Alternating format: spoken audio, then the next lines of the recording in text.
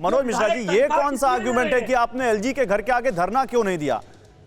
मतलब धरना, एलजी को अगर आम आदमी पार्टी बीजेपी से जोड़ रही है तो इसको भी तो यहां पर देखना पड़ेगा ना। अगर आप केजरीवाल सरकार पर आरोप लगा रहे हैं तो चेयर तो एलजी करते हैं और एलजी केंद्र सरकार के अधीन आते हैं।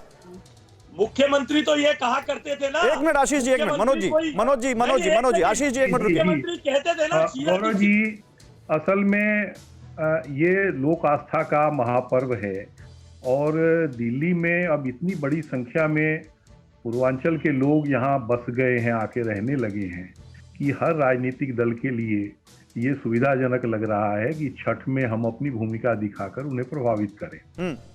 मुझे ये लग रहा है कि अगर छठ मनाना किसी मोहल्ले के तालाब में अगर संभव है तो यमुना में क्यों नहीं हो सकता।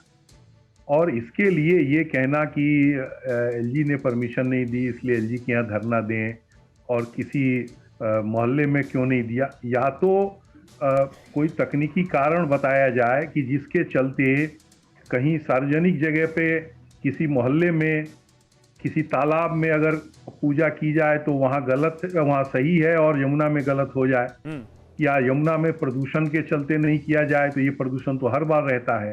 मुझे लग रहा है विशुद्ध रूप से इस पे राजनीति हो रही है। चलिए, आपने बड़ा एक अहम मुद्दा यहाँ पर बताया, उठाया यहाँ पर मनोज जी, और जो आप कह रहे हैं मुझे लगता है कोर में वही राजनीति है जिस पूर्वांचल वोटर्स की राजनीति की तरफ आप इशारा कर रहे हैं। आशीष जी, आऊंगा आपके पास, लेकिन जरा एक जानकारी देना चाहता हूं।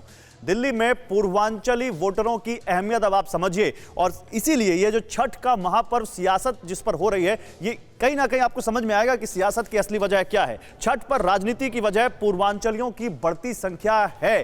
पूर्वांचलियों के लिए या पूर्वांचल के लोगों के लिए छठ आस्था के साथ साथ भावना से जुड़ा मुद्दा है। बहुत इमोशन जुड़े हुए हैं उनके इस त्योहार से, और छठ पर्व के जरिए पूर्वांचल के वोटर्स को साधने की पूरी कोशिश की जाती है। दिल्ली में पूर्वांचल के वोटर्स की बात करें तो ये करीब 25 से 30% हैं, और करीब 25 सीटें ऐसी हैं या 20 से 25 सीटें ऐसी हैं जहां पर ये पूर्वांचल वोटर बड़े प्रभावी हैं और वो किसी की जीत और हार तय करने में अहम भूमिका निभा सकते हैं।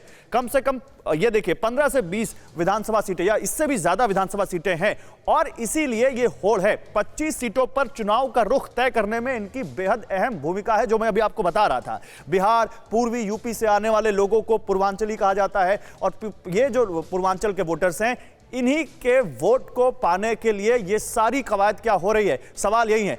फिक्र आपकी, सोमवार से शुक्रवार रात 9 बजे सिर्फ TV9 भारतवर्ष पर।